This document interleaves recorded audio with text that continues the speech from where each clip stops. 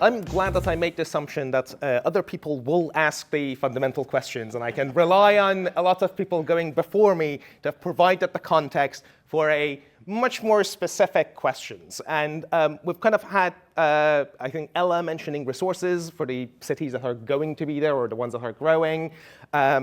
Marcus mentioned infrastructures and what's going to happen in cities. And I want to just kind of put a spotlight on the fact that over the last 100 years or so, we've put a very large amount of material, we accumulated a large amount of material in cities, and that's effectively the stuff that's making the city kind of work. That's the in terms of what enables people to do the thing that makes the city, for whatever definition we're going to argue over, for kind of at different boundaries that we're going to discuss. And while we've gotten better at working out the kind of the weight of the stuff that's in place in cities, a huge amount of progression in terms of satellite imagery and kind of satellite analysis, links into,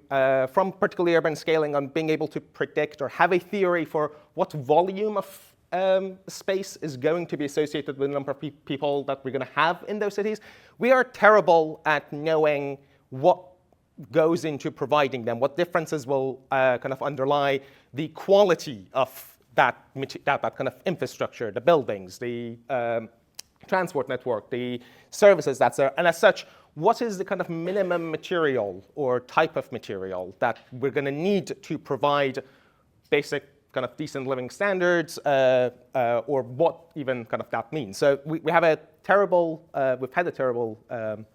history of trying to link those two things for very good reasons. A lot of it kind of has been mentioned before, but it kind of, if we look into the future, and that kind of be part of the prioritization that kind of Suzanne talked about, is we have very legitimate questions of how things are and what things are. But if we thought about the fact that cities are going to be there,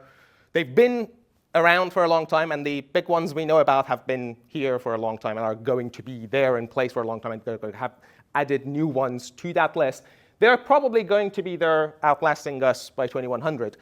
Things are going to be very different by 2100. We haven't had much success in implementing the policies that we've been talking about over the last 30 years to keep things the way we think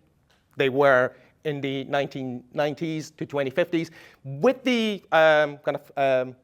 climate change and how it might look like by the end of the centuries. These cities will have different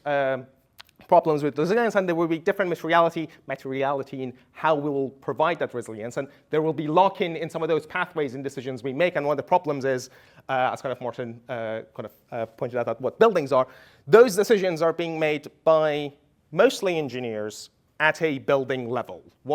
or at a piece of infrastructure level, a single road, at best a series of networks. But they kind of accumulate over the city, and they kind of provide a different fabric, and we then see that in kind of slums, we see that in kind of different cities of different materialities, but all providing different acceptable or unacceptable level of quality of life. And so my question is,